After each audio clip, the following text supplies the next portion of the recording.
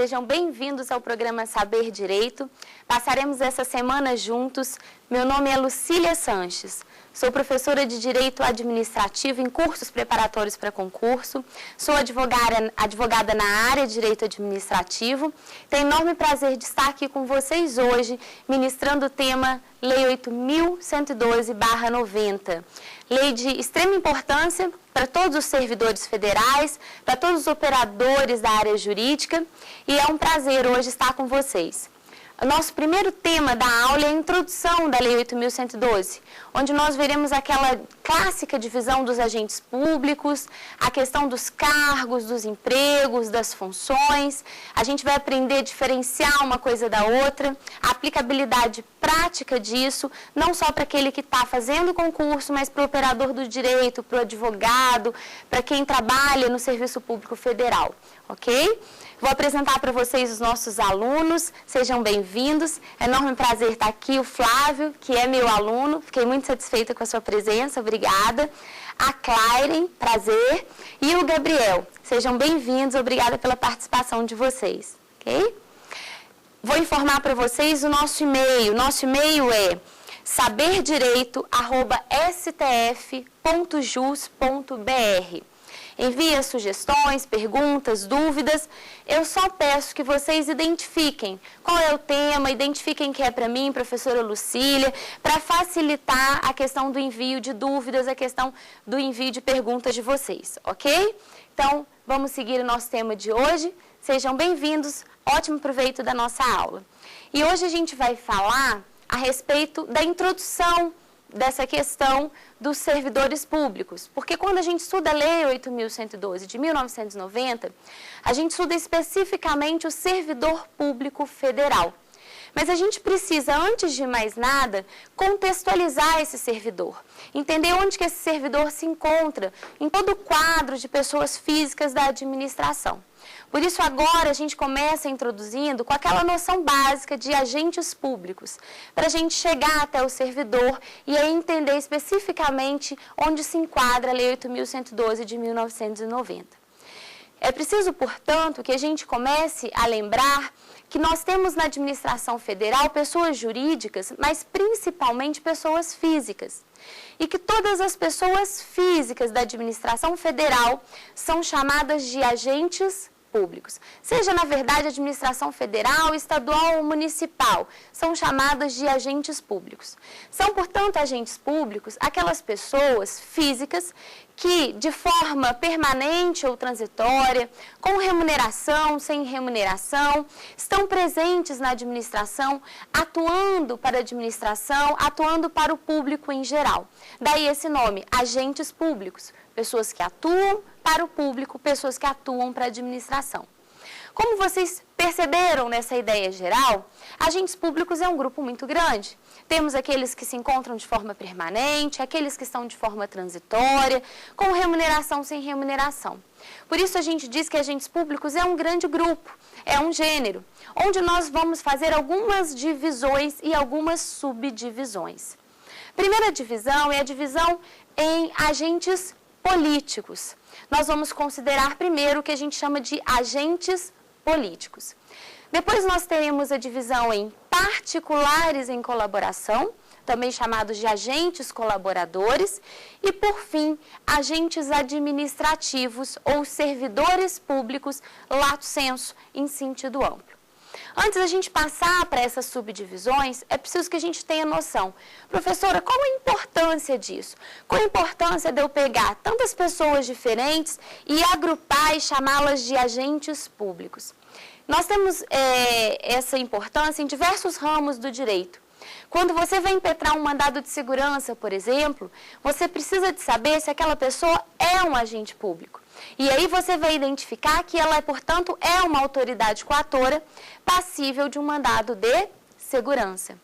Quando você precisa verificar quem é o sujeito passivo numa ação e o sujeito ativo numa ação de improbidade, você precisa saber se aquela pessoa atuante ali faz parte do grande grupo agentes públicos. Na área criminal, por exemplo, quando você vai determinar os crimes contra a administração, os crimes praticados pelos funcionários públicos contra a administração. Você tem que saber, portanto, quem são os funcionários públicos, quem são os agentes públicos. Daí a importância de nós agruparmos tantas pessoas diferentes nessa ideia de agentes públicos, ok? Começando dentro desse grande grupo agentes públicos com os chamados agentes políticos. Esse grupo agentes políticos é um grupo bastante interessante porque é um grupo que apresenta divergência na doutrina. A doutrina divide agentes políticos, há um racha na doutrina a respeito de quem seriam esses agentes políticos. Nós temos uma primeira tese que vai dizer que agentes políticos são apenas os políticos e os seus auxiliares. E essa tese, esse grupo diz que agentes políticos são aqueles que atuam com poder político, com poder de direção do Estado. Portanto, nós teríamos aí só os políticos e os auxiliares deles.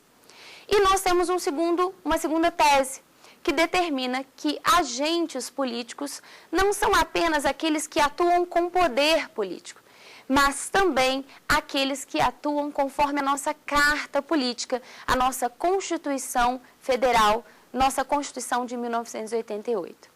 E aí, se a gente parte do pressuposto de que agentes políticos é quem atua conforme a Constituição, nós não podemos ficar limitados aos políticos e aos seus auxiliares. A gente amplia esse grupo e traz para esse grupo também juízes e promotores. Então, nós temos duas teses, uma tese minoritária, que traz a ideia de que agente político é quem tem poder político efetivamente, e daí só os políticos e os auxiliares deles, e uma tese majoritária que determina que não, agentes políticos não é quem tem poder político, e sim quem consta na Carta Política, quem tem o seu regime jurídico na Carta Política. E aí nós temos os juízes e os promotores, além, é claro, dos políticos e dos seus auxiliares. Ok? Então, esse é um grupo dividido, ainda não temos um posicionamento muito firme jurisprudencial a respeito, mas hoje a gente pode dizer que a tese majoritária é que os agentes políticos são todos os políticos, os seus auxiliares, mas também os juízes e os promotores. E com isso a gente consegue fechar o grupo agentes políticos. Passa para essa segunda parte do grande grupo agentes públicos, chamados particulares em colaboração, ou agentes administrativos, agentes colaboradores.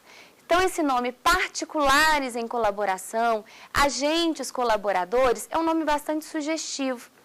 Por quê? Nós temos aí pessoas que colaboram com o Estado, pessoas que vão atuar de forma amigável ao Estado, mas não são pessoas que estão enraizadas no Estado, não são pessoas que fazem parte da estrutura organizacional da administração. Elas, em algum momento, vão se aproximar do Estado e vão participar da atuação estatal, vão colaborar com o Estado. Daí o nome particulares em colaboração, agentes colaboradores, porque são particulares, não fazem parte da estrutura do Estado, mas que em algum momento entram ali no Estado, se juntam ao Estado para colaborar com o Estado.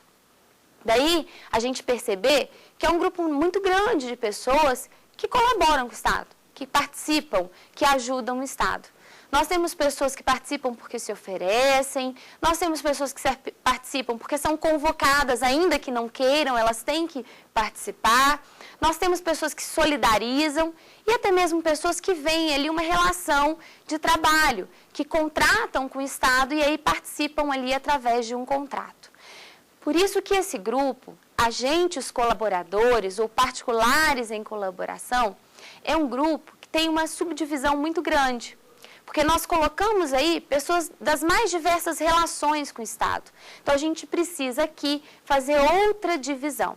Nós vamos dividir os agentes colaboradores, os particulares colaboradores, em diversos grupos. Nós podemos colocar, portanto, quais grupos? Podemos começar falando, por exemplo, de quem a gente chama de delegados ou delegatários. Delegados ou delegatários. Podemos falar também daqueles que nós chamamos de honoríficos. Honoríficos. Terceiro subgrupo de particulares em colaboração, agentes colaboradores, os voluntários. Quarto subgrupo seriam aqueles que nós chamamos de gestores de negócio. E para finalizar, teríamos os credenciados.